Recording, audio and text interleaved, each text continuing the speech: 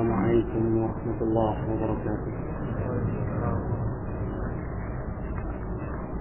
إن الحمد لله نحمده ونستعينه ونستغفره ونعوذ بالله من شرور أنفسنا وسيئات أعمالنا. من يهده الله فلا مضل له ومن يضلله فلا هادي له. أشهد أن لا إله إلا الله وحده لا شريك له، وأشهد أن محمدا عبده ورسوله لا نبي بعده. يا أيها الذين آمنوا اتقوا الله حق تقاته ولا تموتن إلا وأنتم مسلمون. يا أيها الناس اتقوا ربكم الذي خلقكم من نفس واحدة وخلق منها زوجها وبث منهما رجالا كثيرا ونساء، واتقوا الله الذي تساءلون به والأرحام إن الله كان عليكم رقيبا. يا أيها الذين آمنوا اتقوا الله وقولوا قولا سديدا يصلح لكم أعمالكم ويغفر لكم ذنوبكم، ومن يطع الله ورسوله فقد فاز فوزا عظيما. فإن أصدق الحديث كتاب الله، وخير الهدي هدي محمد صلى الله عليه وسلم، وشر الأمور محدثاتها، فإن كل محدثة بدعة وكل بدعة ضلالة وكل ضلالة في النار. أما بعد،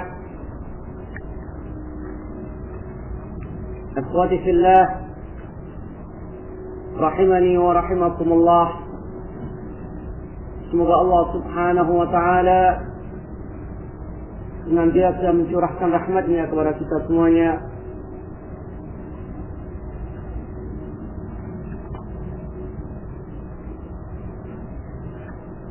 Di bulan Ramadan, Syahrul Mubarak, bulan yang Allah subhanahu wa ta'ala curahkan barakahnya dan ampunannya, bulan yang Allah subhanahu wa ta'ala memberikan kepada kaum muslimin tawaran-tawaran kebaikan, tawaran-tawaran fadilah, yang kesemuanya itu merupakan bentuk curahan rahmat Allah subhanahu wa ta'ala yang seharusnya kita menyambutnya.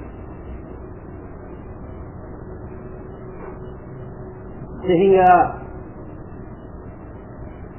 dengan taufik dari Allah subhanahu wa ta'ala kita keluar dari bulan Ramadan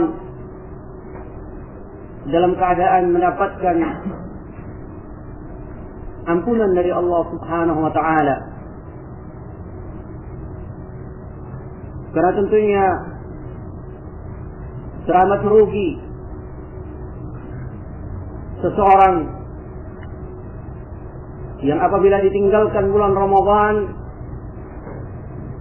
dalam keadaan tidak mendapatkan ampunan dari Allah.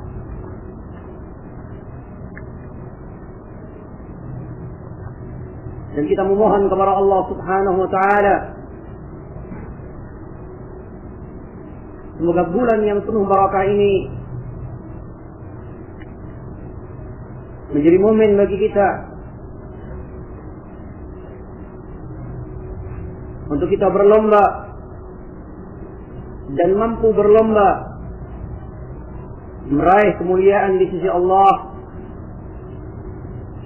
menjadi hamba-hambanya yang digolongkan sebagai al-muttaqin. masuk kepada hamba-hambanya yang melakukan puasa dalam keadaan imanan wa ihtisaban, yang dia membangun ibadahnya dengan keimanan kepada Allah dan dengan harapan yang demikian tinggi untuk mendapatkan pahala balasan dari Allah Subhanahu wa ta'ala. Tentunya segala kebaikan memiliki fadail dan akan mendapatkan lipatan pahala dari Allah Subhanahu wa ta'ala, dan Allah lah yang maha mengetahuinya. Semakin besar nilai kebaikan, maka tentunya semakin besar nilainya di hadapan Allah Subhanahu wa ta'ala apabila amalan yang dia bangun tegak di atas ketaatan kepada Allah dalam arti keikhlasan yang diikuti dengan al-mutaba'ah, mengikuti bimbingan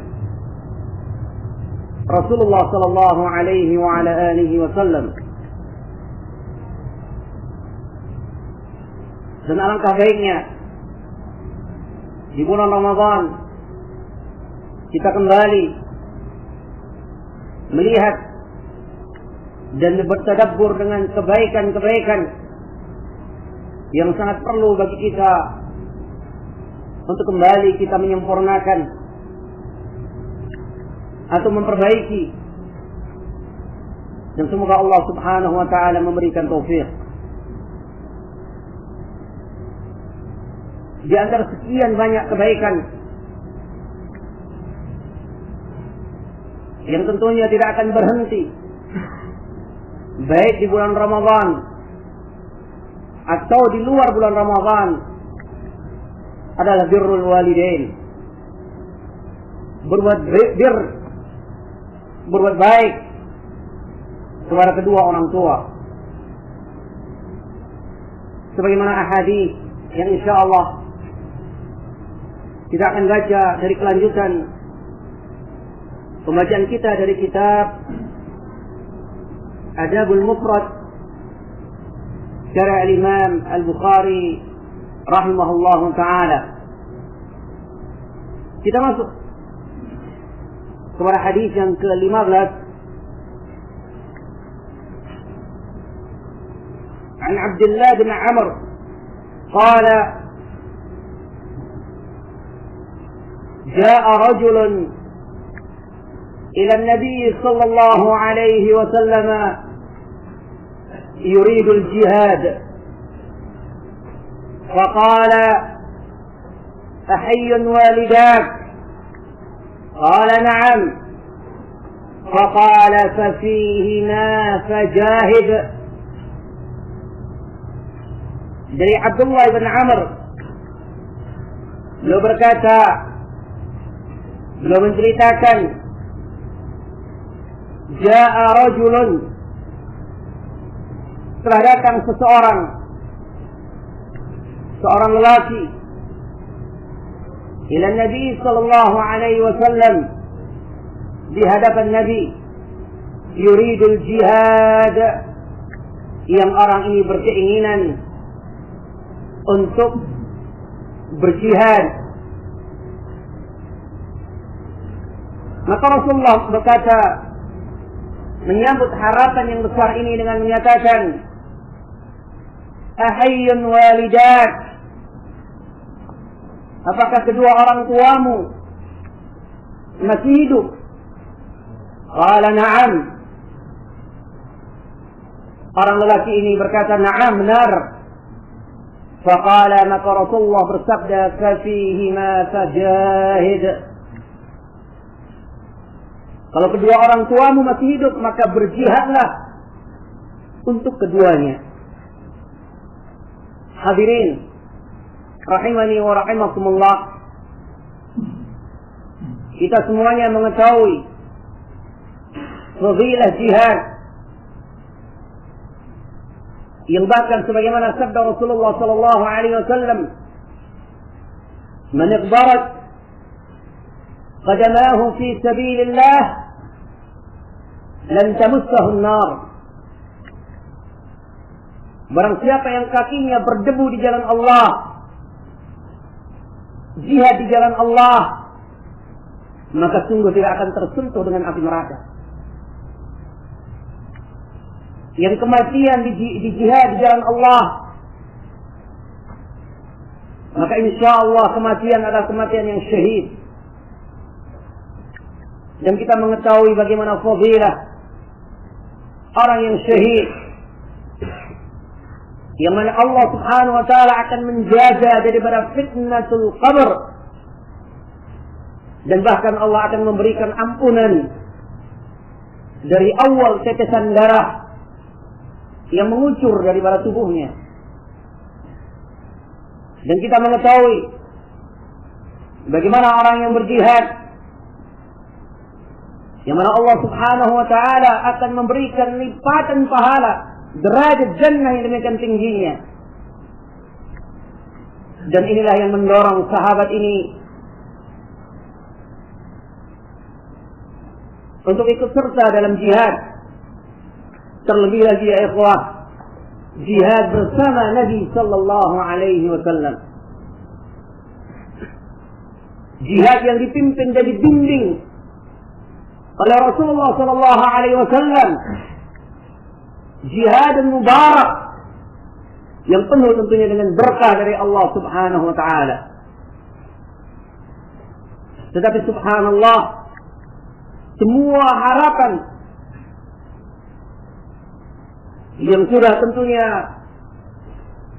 sangat kuat bercokol dalam hatinya, bahkan direnung jiwanya dengan harapan yang tinggi mendapatkan sambutan dari Rasulullah untuk bisa berjihad.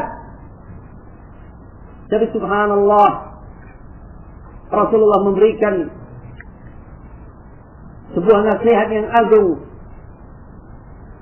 yang hal ini menunjukkan nilai yang demikian besar dari tetesan keringat, dari harta yang dia keluarkan, dan mungkin rasa capek yang dia lakukan bisa jadi melebihi daripada jihad dengan tetesan darah, dengan debu yang mengucur atau debu yang mengelilingi tubuhnya. Rasulullah berkata, "Ai hayyun walidat." Apakah kedua orang tuamu masih hidup? Ini pertanyaan Rasulullah sallallahu alaihi wasallam. Sebuah pertanyaan yang memberikan bimbingan kepada kita bagaimana besarnya posisi kedua orang tua, siapapun mereka.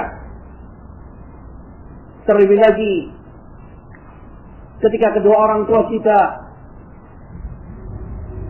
adalah seorang muslim yang taat kepada Allah Subhanahu wa taala, maka tentunya hak mereka semakin besar yang harus kita tunaikan.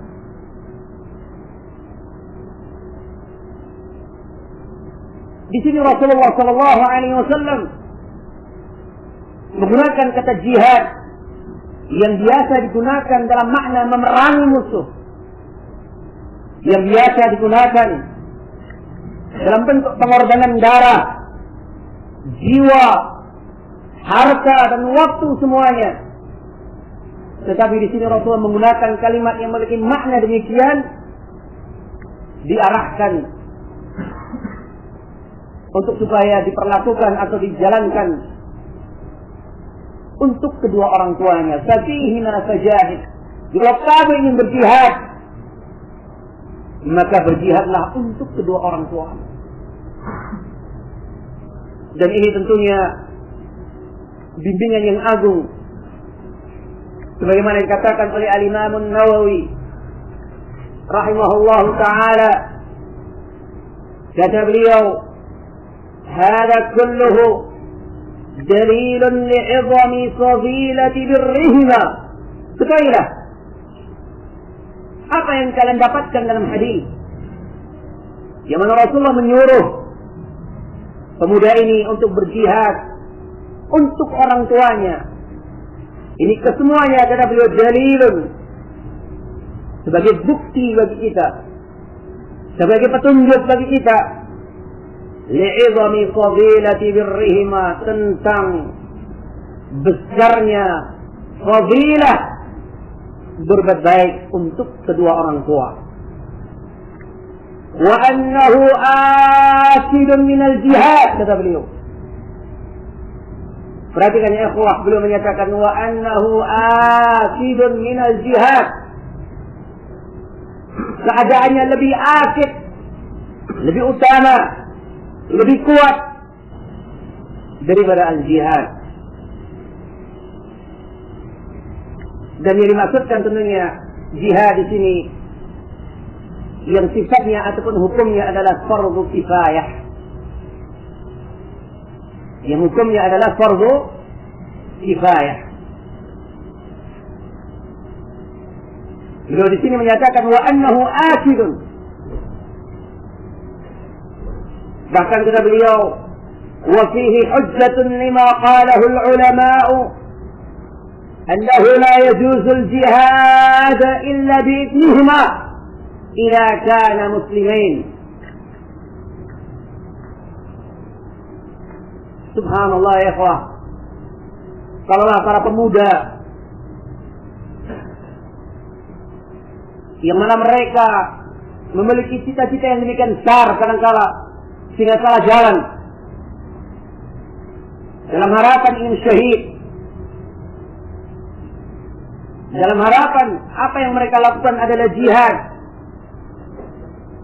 Tapi jikalau mereka mengetahui bimbingan hadis, maka subhanallah, ternyata apa yang mereka lakukan telah menyeleweng. Coba anda perhatikan kata beliau, dalam hadis ini ada bimbingan dari apa yang dinyatakan oleh para ulama, bahwa tidak boleh untuk berangkat jihad kecuali dengan izin daripada kedua orang tuanya. Idza kana muslimin, apabila kedua orang tuanya adalah muslim. Coba bayangkan, kita melebarkan permasalahan. Apa yang terjadi di kalangan para pemuda yang tertipu dengan makna jihad dalam artian salah dalam menangkap tentang makna jihad. Secara ringkas betapa banyak pelaku bomber, pelaku bom bunuh diri, pelaku peledakan, bahkan rata-rata kesemuanya tidak ada yang melakukan izin untuk orang tuanya. Jikalau apa yang dilakukan oleh mereka adalah jihad, wakalla, sama sekali. Tentunya beragam kesalahan telah dia lakukan. Apa yang mereka lakukan bukanlah jihad. Kemudian mereka telah pergi dari rumahnya dengan meninggalkan kesedihan untuk kedua orang tuanya dengan tanpa adanya izin. Jadi tambah lagi dia telah mengacau atau mengacau dan mengganggu daripada stabilitas kedamaian kaum muslimin. Maka wallahi ya ikhwah, jika kalau mereka mau kembali kepada ahadits, kembali memahami, maka sungguh mereka bisa mendapatkan fadilah yang lebih besar dari anggapan mereka bahwasanya apa yang mereka lakukan adalah jihad.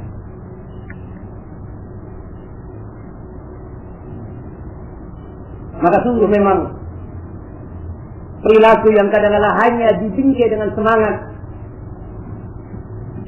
itu kosong daripada dalil. Semangat barakallahu fikum yang memang tidak terbimbing dengan fikih terhadap agama Allah Subhanahu wa taala.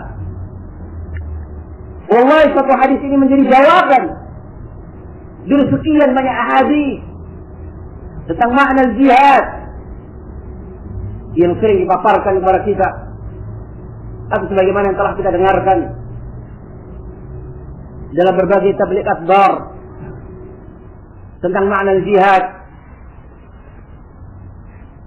maka sungguh tabarakallahu fikum, satu hadis ini bisa menjadi jawaban bagi mereka bahwa apa yang mereka lakukan telah menyelisih. Bahkan kadang-kala orang tuanya, dia mengetahui ketika anaknya telah mati, dia tidak mengetahui apa yang dia lakukan. Apakah ini birrul walidain? Dan apakah yang mereka lakukan adalah jihad? Atau orang yang telah salah dalam langkah dan telah meninggalkan kesedihan yang amat mendalam di hati orang tuanya, yang telah mengalir di tubuh anak ini susu dari para ibunya, tapi dia melalaikan dan melupakan. Saya ikhwatah rahimani wa rahimakumullah, hal ini tentunya merupakan bagian yang besar dalam agama kita. Maka dikatakan oleh Al-Imam An-Nawawi, sekali lagi beliau menyatakan ini menunjukkan besarnya fadilah berbuat baik untuk orang tua. Bahkan posisinya bisa aset lebih kuat hukumnya daripada jihad di jalan Allah Subhanahu wa ta'ala. Bahkan Al-Imam Ibnu Hajar menyatakan, qala al-Hafidz, qala jumhurul ulama yahrumul jihad idza mana'a al-abawan aw ahaduhuma bi syartin an yakuna muslimain. Jumhur para ulama mereka menyatakan haramnya jihad jika kedua orang tuanya atau salah satu daripada kedua orang tuanya itu melarang untuk berangkat.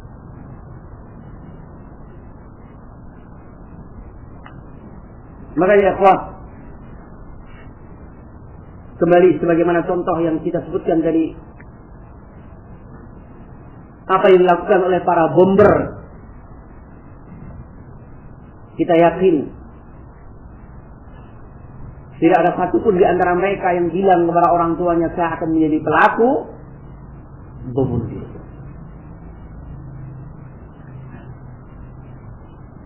Dan kita harus move on. Orang tuanya juga tidak akan memberikan izin kepada mereka jikalau orang tuanya mengetahui bahwa apa yang akan mereka lakukan adalah tindakan bunuh diri, bahkan merusak. Bahkan yang terbunuh tidak hanya dari orang-orang kaum musyrikin, yang posisi mereka adalah orang-orang musta'man. Lebih daripada itu, mereka telah menumpahkan darah kaum muslimin, menjadi korban dari apa yang mereka lakukan. Ya ikhwatah, tentunya hal ini tidaklah sanggup untuk dilakukan oleh seorang, yaitu ketika dia melakukan tindakan yang menjadi korban adalah kaum muslimin, kecuali fikrah takfir ada dalam otaknya, yang menjadi penyakit dalam otaknya. Nasallallahu salamah.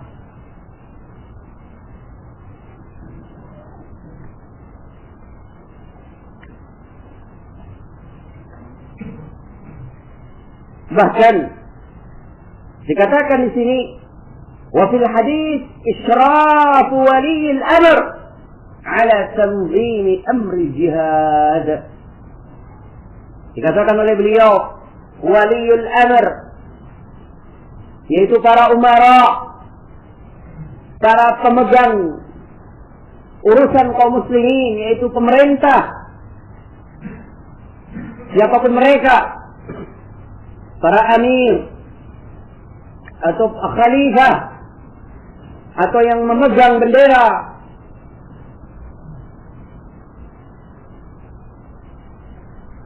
dari suatu negeri, ketika akan menggerakkan pasukan dalam jihad,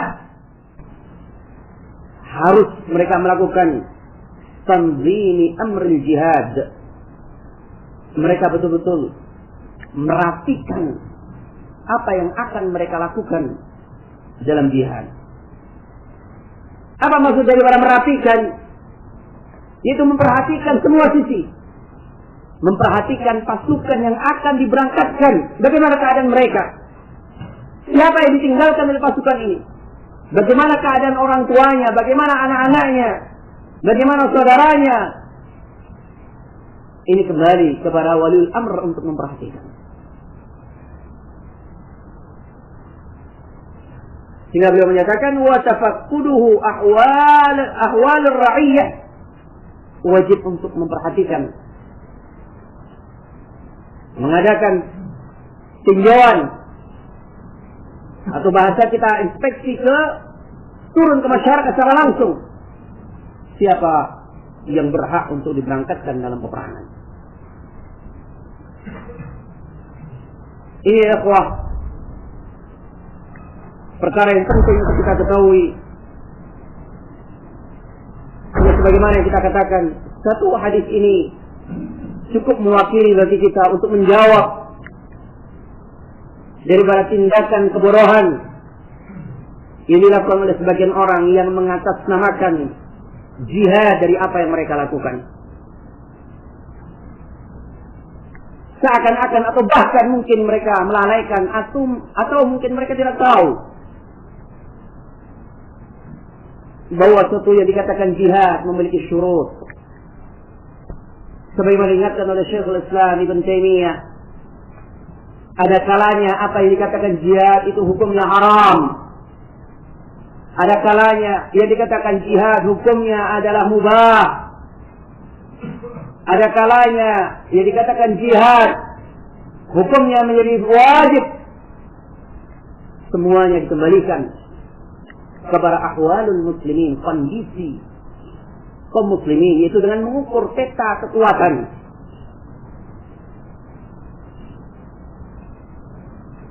Dan itu diperincikan oleh para ulama. Bagaimana persentase kekuatan yang hal itu menjadi mubah dan bagaimana menjadi haram. Sebagaimana yang dilakukan oleh Rasulullah sallallahu alaihi wasallam. Jelas yang dihadapi adalah orang-orang yang memang musuh-musuh Allah. Dan kita tahu bahwa Rasulullah sallallahu alaihi wasallam doanya tentunya mustajab. Dan kita juga mengetahui bahwa di sana ada pembesar-pembesar dari kalangan para sahabat yang siap untuk melakukan peperangan dengan orang-orang musyrikin. Sebagai dilakukan dari Umar bin Khattab ketika beliau menyatakan alasna 'alal haqq, bukankah kita di atas jalan yang hak? Yakin memang. Apalagi di sana ada Rasulullah sallallahu alaihi wasallam. Tetapi ya ikhwata, Rasulullah sallallahu alaihi wasallam ingin memberikan tarbiyah. Maka Rasulullah sallallahu alaihi wasallam melarang untuk melakukan tindakan melawan mereka. Bahkan sebagaimana yang kita tahu, di hadapan muka Rasulullah,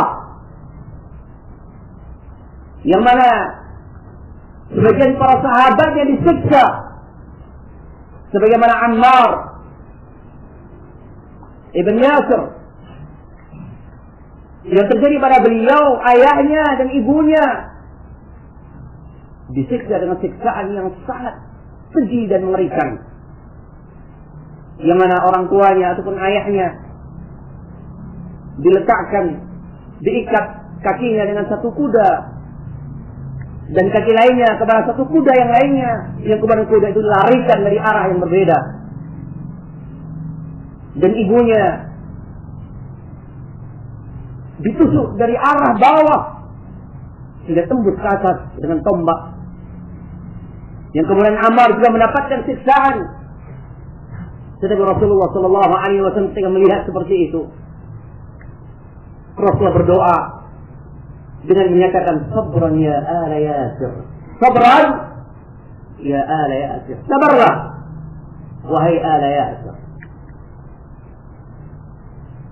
Makanya ikhwati fillah rahimani wa rahimakumullah, tarbiyatul jihad hendaknya diluruskan.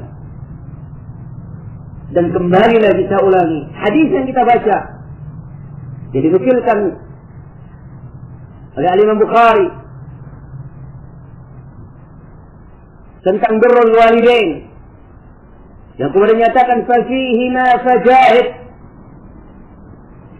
yang menunjukkan wajibnya meminta izin dalam berjihad kepada kedua orang tuanya. Ini menunjukkan, bahkan kita katakan cukup sebagai jawaban bagi mereka yang menamakan dari apa yang dilakukan oleh segerombolan yang mereka mengatakan bahwa mereka ingin mempersunting bidadari dengan syahid di jalan Allah katanya. Tetapi hakikatnya mereka telah jauh menyimpang dari fikih, jauh menyimpang dari agama Allah Subhanahu wa ta'ala.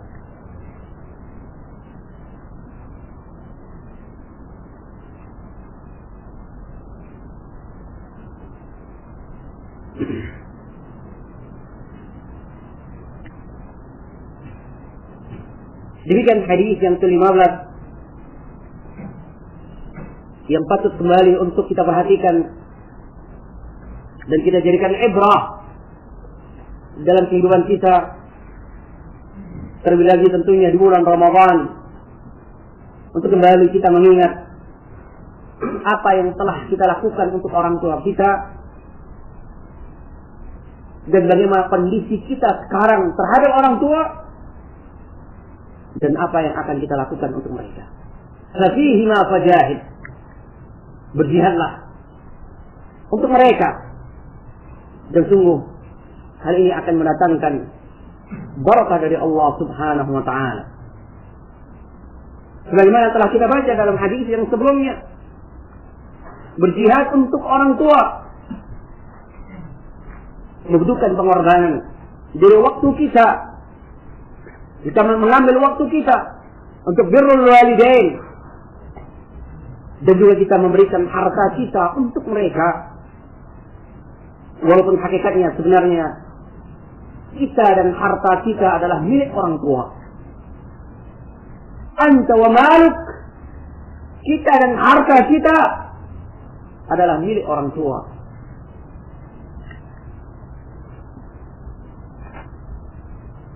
Terlebih lagi ketika kita masih mendapatkan, mungkin kita katakan mungkin kedua orang tua kita masih belum mengenali tentang keagungan dari as-sunnah, maka lebih wajib bagi kita untuk kembali mendoakan mereka dan menyampaikan dengan penuh dan penuh hikmah, dengan penuh kasih sayang. Jangan sampai kita menjadi sebagaimana dalam hadis yang ke-16, Rasulullah sallallahu alaihi wasallam bersabda yang diriwayatkan dari jalan an Abi Hurairah عن النبي صلى الله عليه وسلم قال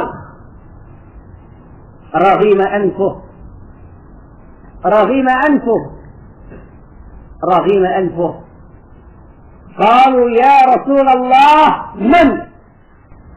قال من أدرك والديه عند الكبر أو أحدهما فدخل النار. Dari Abu Hurairah, beliau meriwayatkan dari Nabi sallallahu alaihi wasallam, beliau bersabda, sungguh merugi seseorang, sungguh merugi, dan sungguh merugi orang itu. Diulangi sampai 3 kali oleh Rasulullah sallallahu alaihi wasallam. Ucapan yang diucapkan oleh Rasulullah, yang bisa jadi ini adalah doa dari Rasulullah sallallahu alaihi wasallam bagi mereka yang melalaikan amanah yang besar, yaitu orang tuanya. Lalu maka para sahabat seraya atau serentak mereka berkata, "Ya Rasulullah, siapakah orang yang merugi itu?" Maka Rasulullah menyatakan, "Man adraka walidayhi," yaitu seseorang yang masih sempat untuk berjumpa dengan kedua orang tuanya di masa tuanya, atau masih dia berjumpa dengan salah satu daripada kedua orang tuanya, fadakhalan nar, tetapi dia masuk ke dalam neraka. Ini ya ikhwah, teguran yang sangat mendalam dari Rasulullah SAW. Bukankah kita mengingat bahwa di antara kenikmatan yang sangat indah tentunya di surga kelak, ketika kita dipertemukan dengan orang tua kita, dengan anak-anak kita, walhaqna bihim dzurriyyatahum wa ma alatnahum min syai', yang mana Allah Subhanahu wa taala akan mempertemukan antara kedua orang tua mereka dengan anak-anaknya sebagai bagian daripada nikmat Allah yang kelak Allah tidak akan mengurangi nikmat itu. Allah pertemukan di tempat yang paling sempurna kenikmatannya, tempat yang abadi, tempat yang penuh dengan kenikmatan. Dan itu seharusnya yang tentunya kita berupaya untuk menggapai kenikmatan yang abadi. Dikumpulkan kita dengan anak-anak kita, dengan orang tua kita di surga, di bawah naungan arsy, mendapatkan curahan nikmat dari Allah, bersama-sama melihat wajah Allah. Dan tentunya hal ini merupakan keindahan dan kebahagiaan yang hakiki. Maka benar Rasulullah menyatakan, merugi dan sangat merugi orang yang masih mendapatkan kedua orang tuanya atau salah satu daripada keduanya masih hidup, tetapi masuk ke dalam neraka.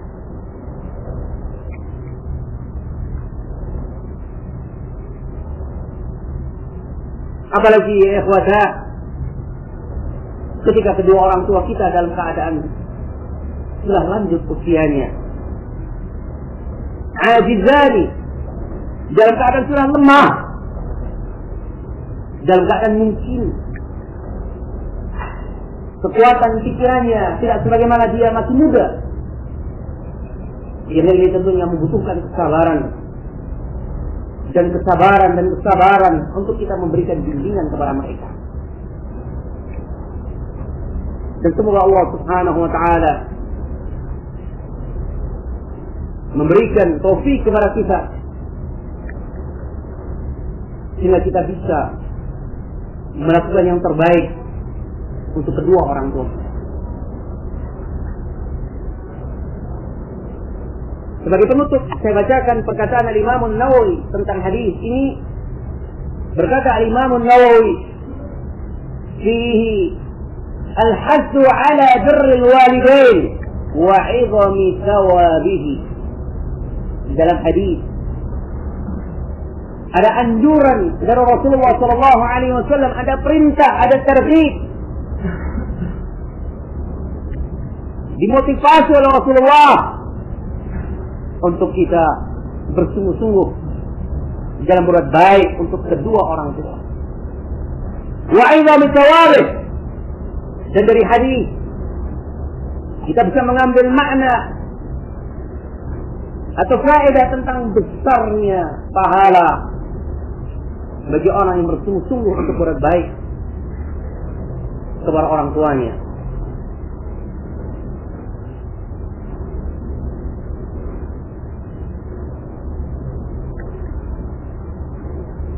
Dan bahkan bir kepada kedua orang tua itu bisa menjadi jalan bagi kita untuk kita masuk ke dalam surga. Menjadi sebab, bisa menjadi sebab yang besar yang akan menghantarkan kita ke surga Allah Subhanahu wa taala. Wa nas'alullah ay yuwaffiqana lima yuhibbu wa yarda. Dan semoga ada manfaatnya, dan kurang lebihnya mohon maaf. Dan semoga Allah Subhanahu wa taala menjaga kita dan memberikan taufik di bulan Ramadan ini untuk kita kembali memperhatikan semua kebaikan, jadi antaranya birrul walidain. Semoga Allah memberikan kemudahan bagi kita semuanya. Wallahu a'lam bissawab. Wa akhiru da'wana alhamdulillahi rabbil alamin. Assalamualaikum warahmatullahi wabarakatuh.